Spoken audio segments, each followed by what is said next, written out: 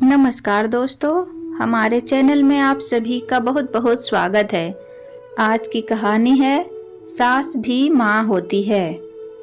आरती चाय का कप लेकर जैसे ही रसोई से निकली, उसकी सास ने कहा, बहू, हमें भी सुबह की चाय मिलेगी या अपने भाई भाभी के ही खिदमत करती रहोगी?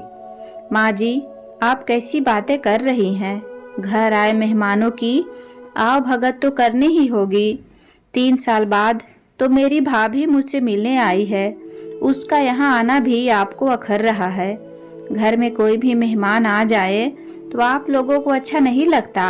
अरे हमारे जानने वाले मेहमान कभी कभी तो मिलने आते हैं, लेकिन जब भी कोई आता है आप घर पर हंगामा खड़ा कर देती हैं। भाई भाभी जी को चाय देने के बाद मैं आप लोगों को चाय देने आने ही वाली थी, लेकिन आपको तो सब्र ही नहीं है, आरती ने गुस्से में कहा और चाय लेकर गेस्ट रूम में चली गई। आरती की भाभी ने सास बहू की बातें सुन ली थी। पंकज भी कमरे से बाहर निकल आए और अपनी माँ की बात सुनकर उनके चेहरे पर भी शर्मिंदगी के भाव दिखाई देने लगे। पंकज सोच रहा था कि आरती की भाई और भाभी क्या सोचेंगे कि उनके यहाँ आने वालों के साथ कैसा व्यवहार किया जाता है। माँ, आप यह भी नहीं सोचती कि आप क्या कह रही हैं?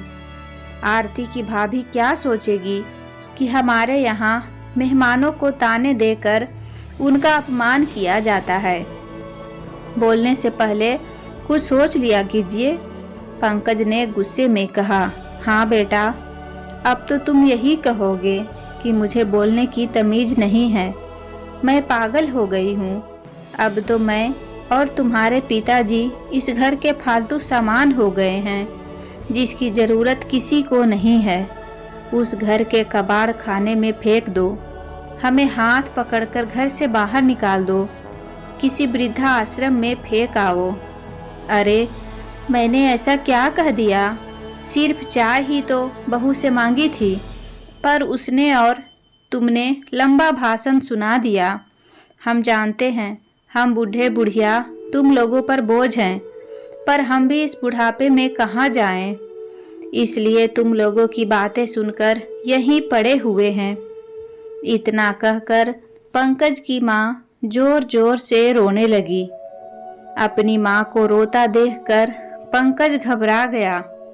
वह उन्हें चुप कराने की कोशिश करने लगा। उसे डर था कि कहीं आरती के भाई और भाभी ने यह सब सुन लिया तो उन्हें कितना बुरा लगेगा कि उनका यहाँ आना उनके सास ससुर को अच्छा नहीं लग रहा है। आरती की अपनी मायके में बदनामी होगी। आरती भी शोर सुनकर नीचे आ गई। आरती के पीछे पीछे उसकी भाई और भाभी भी आ रहे थे।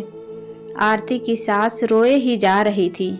तभी आरती के ससुर दिनेश जी ने वहां आकर आग में घी डालने का काम किया। अरे भाग्यवान, मैंने कितनी बार समझाया है कि बहू से कुछ ना कहा करो। जो रूखा सूखा हमें दे देते हैं चुपचाप खा लिया करो। अरे आरती, सुबह की चाय हमें नहीं देना चाहती तो तुम क्यों मांगने जाती हो? आज के बाद हम दोनों सुबह की चाय नहीं पिएंगे। अरे बहू, चाय नहीं देना है तो ना दो, पर अपनी सास का अपमान तो ना करो, दिनेश जी बोले और कमरे में चले गए। हमें चाय नहीं चाहिए, यह लोग अपने रिश्तेदारों को ही पिलाए। इतना कहकर आरती के सास ससुर अपने कमरे में चले गए। यह सब देख सुनकर आरती और पंकज का सर शर्मिंदगी से झुक गया।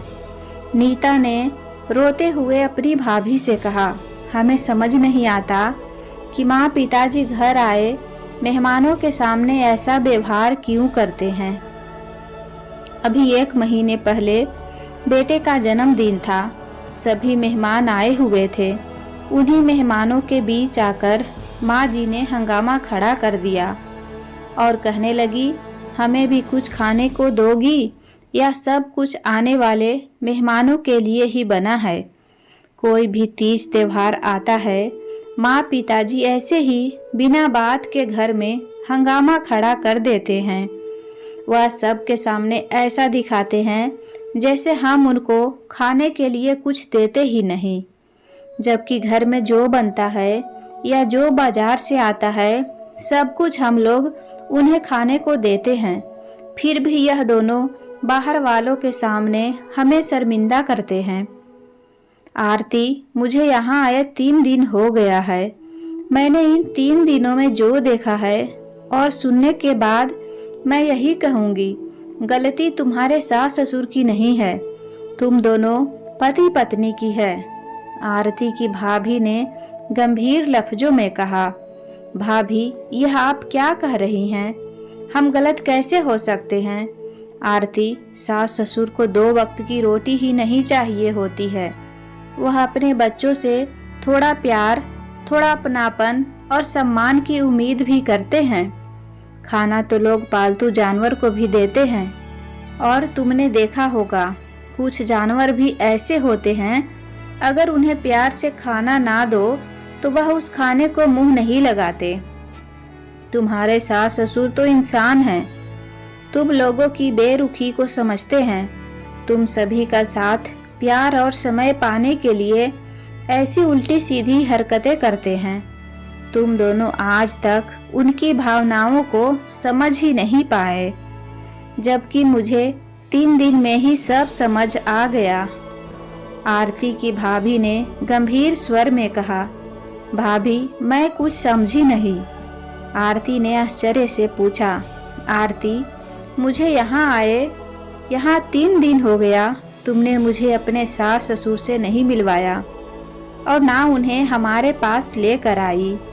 उन लोगों का खाना, चाय, नाश्ता सब तुम उनके कमरे में ही दे देती हो, जैसे वह इस घर के सदस्य नहीं, कोई अजनबी हैं।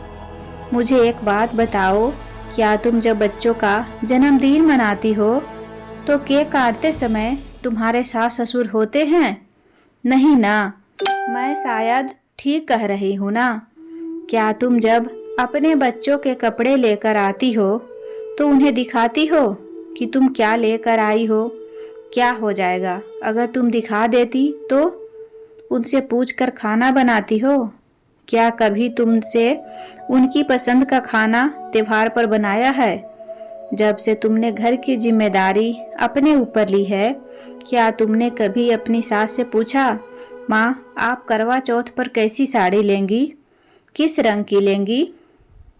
तुम उनके लिए कपड़े लाती हो, उन्हें देती हो, उनका हर काम करती हो, पर तुम उन्हें कोई अहमियत नहीं देती। तुम्हारे आने से पहले वह इस घर की मालकिन थी। यह अधिकार तुमने ले लिया, अच्छा किया। उनका बोझ बुढ़ापे में कम कर दिया, लेकिन उनकी अहमियत क्यों कम कर दी? जो काम तुम बिना उनसे पूछे करती हो, अगर वही पूछ कर करो तो तुम्हारा कुछ नहीं बिगड़ेगा, लेकिन तुम्हारे सास ससुर का मान सम्मान जरूर बढ़ जाएगा। उनके मन की सभी आशंका खत्म हो जाएगी। उन्हें तुम्हारे व्यवहार से ऐसा महसूस होता होगा कि जब तुम उनके स्वस्थ रहते हुए उनको कोई तवज्जो नहीं देती, तो जिस दिन वह लोग बीमार पड़ जाएंगे तो तुम लोग उनके साथ कैसा व्यवहार करोगे? उनके मन में हीन भावना ने घेर कर लिया है और इसके जिम्मेदार तुम दोनों हो। अभी भी कुछ नहीं बिगड़ा है। तुम दोनों चाहो तो अपने इस छोटे से घर को नरक की जगह स्वर्ग बना सकते हो। तुम अपने बच्चों को उनके दादा दादी से दूर रखते हो। यह ठीक नहीं है। जो मैंने तुमसे कहा है उस पर अमल करके देखो। तुम्हारे सास ससुर का व्यवहार बदल जाएगा और घर का माहौल भी बदल जाएगा। आरती की भाभी ने समझाते हुए कहा, शायद आप ठीक कह रहे हैं, गलती हमारी ही है। अब मैं वैसा ही करूंगी जैसा आपने कहा है। इसकी शुरुआत मैं अभी से करने जा रही हूँ। इतना कहकर आरती अपने सास ससुर के कमरे में गई, उनके पैर छुए और सिर झुकाकर कहा, माँ पिताजी, आप दोनों मुझे माफ़ कर दीजिए। अब आप लोगों का चाय नाश्ता खाना सब हमारे साथ होगा। और यह जो आपके पोता पोती हैं, अब इन्हें भी आप संभालिए। मेरे पास इतना समय नहीं है कि मैं इन्हें कहानियाँ सुनाती रहूं। यह काम अब आप लोग कीजिए। अब से आप लोग यहाँ कमरे में नहीं, डाइनिंग टेबल पर बैठकर हमारे साथ नाश्ता करेंगे। यही कहने मैं आई थी। मैं नाश्ता लगा रही हूँ, आप दोनों आ जाइए। इतना कहकर आरती कमरे से बाहर निकल गई। वह मन ही मन सोच रही थी, क्या उसके सास ससुर डाइनिंग टेबल पर नाश्ता करने आएंगे। यही सोचते हुए वह नाश्ता लगाने लगी।